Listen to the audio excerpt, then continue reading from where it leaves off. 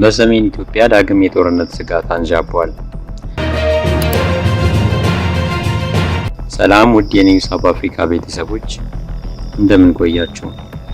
በህወሓትና በፌዴራሉ መንግስት መካከል ተቀስቅሶ የነበረው የሰሜኑ ደም አፋሳሽ ጦርነት በሚሊዮን የሚቆጠሩ ነፍሶችንና ብዙ የሀገር ሀብትን ያወደመ የክፍለ ዘመኑ በሰው ህይወትም በገንዘብም ውድ ዋጋን ያስከፈለ ጦርነት ነበር።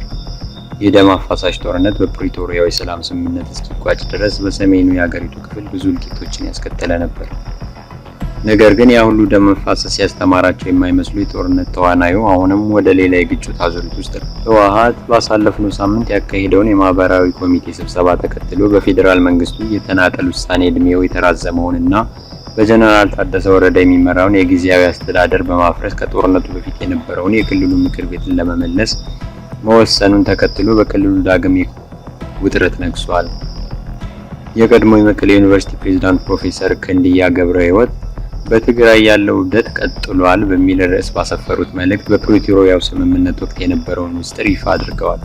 የህወሓት አመራሮችና ወታደራዊ አዛዦች በጦር ግንባር የነበረውን ሁኔታ አስከፊ ስለነበር ጌታቸው ረዳ ስምምነቱን እንዲፈርም ይወተውቱት እንደነበር ያስታወሱት ፕሮፌሰሩ የህወሓት አመራሮችና ወታደራዊ አዛዦች በጦር ግንባር የነበረውን ሁኔታ አስከፊ ስለነበር ጌታቸው ረዳ ስምምነቱን እንዲፈርም ይወተውቱት እንደነበር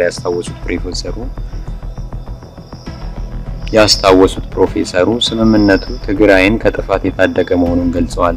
ይሁን እንጂ ስምምነቱ ከተፈረመ በኋላ የተወሰኑ የፓርቲው አመራሮች ስምምነቱን ለማደናቀፍ ሲጥሩ እንደነበርና አሁን ደግሞ በስምምነቱ የፈረሰውን የክልል ምክር ቤት ለመመለስ መሞከራቸውን የእብደት ቀጣይ ክፍል መሆኑን አመላክተዋል። ፕሮፌሰሩም አክለውም የጦርነት ነጋዴዎች ያሏቸው አካላት ወጣቱን ለዳግም ጦርነት ለመማገድ እየጣሩ መሆኑን አስታውቀዋል።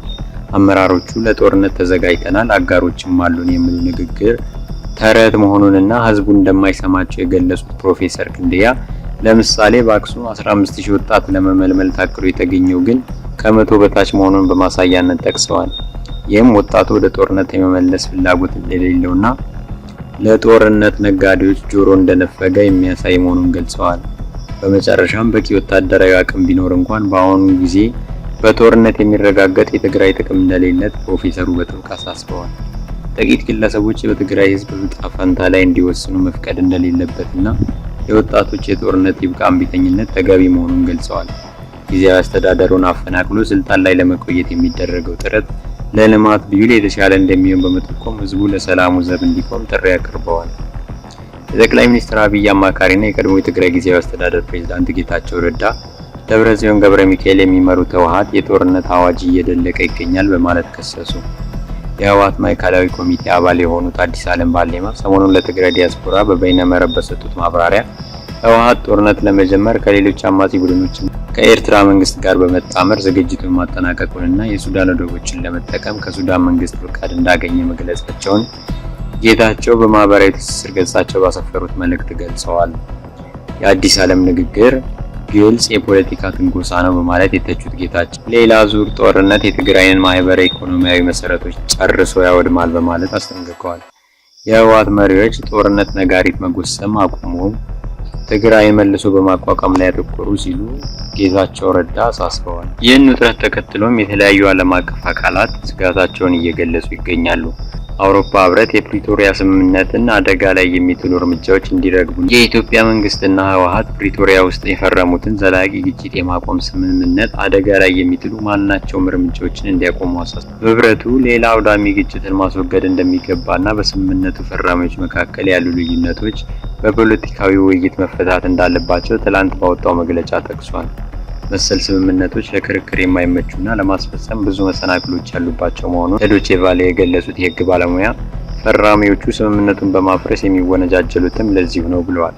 ሌላኛው የህግ ባለሙያ ደግሞ ስምምነቱ መነሻ አድርጎ የሚታየው ሁኔታ ወደ ጦርነት ሊያመራ እንደሚችል ስጋታቸውን ገልጸዋል። ብሪታንያ በበኩሏ በትግራይ በተፈጠረው ውጥረት እንዲረግብና የኢትዮጵያ ፌዴራል መንግስትና ህወሓት በተፈራረሙት ዘላቂ ግጭት ማቆም ስምምነት አተገባበር ዙሪያ በአስቸኳይ ንግግር እንዲጀመር ጠይቋል።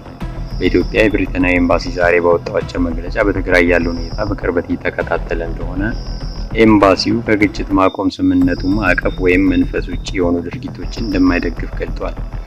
ዳግም ግጭት የሚቀሰቅስ ከሆነ ለትግራይ፣ ለኢትዮጵያና በጠቅላላው ለቀጠናው አውዳሚ ይሆናል በማለት ኤምባሲው አስጠንቅቋል። ይህ በእንዲህ እንዳለ በትግራይ ክልል እየተባባሰ የመጣው የነዳጅ እጥረት በመላው ክልሉ ከሚገኙ አምቡላንሶችን ከስራ ውጪ ማድረጉን፣ የሪፈራል ሕክምና ዝውውር ስርዓቱን ማሽመድመዱንና ታካሚዎች ለከፍተኛ ወጪ የሚዳርግ የግል ትራንስፖርት እንዲጠቀሙ ወይም የህይወት አድን የሕክምና እርዳታ እንዲያጡ እያደረገ መሆኑን የጤና ባለስልጣናት አስጠነቀቁ። ክልላዊ ባለስልጣናቱም የፌዴራል መንግስት በአስቸኳይ ጣልቃ እንዲገባ ጥሪያቸውን በድጋሚ አቅርበዋል። በትግራይ ጤና ቢሮ የድንገተኛ አደጋና አምቡላንስ አገልግሎት አስተባባሪ አቶ ኪሉ ተክሉ እንደገለጹት ያለፉት ወራት በተከሰተው የነዳጅ እጥረት ምክንያት የክልሉ የሪፈራል ስርዓት ሙሉ በሙሉ ፈርሷል። ሁኔታውም በተለይ ከጥር አጋማሽ ጀምሮ በከፍተኛ ሁኔታ ተባብሷል ያሉት አስተባባሪው በአሁኑ ወቅት በክልላችን ምንም አይነት የአምቡላንስ አገልግሎት የለም ሲሉ ተናግረዋል። ከፕሪቶሪያው ስምምነት በኋላ ለወረዳዎች የተከፋፈሉ አምቡላንሶች በነዳጅ እጥረት ምክንያት መቆማቸውን አክለው ገልጸዋል። ውድ የኒው ሳውዝ አፍሪካ ቤተሰቦች በልዩ ጥንቅራችን ይዘንላችሁ የቀረብነው መርሃ ግብራችን ይህን ይመስል ነበር። ቻናሉን ሰብስክራይብ እያደረጋችሁ በቀጣይ ሌላ ዘገባ እስከምንገናኝ ድረስ ቸር ቆዩ።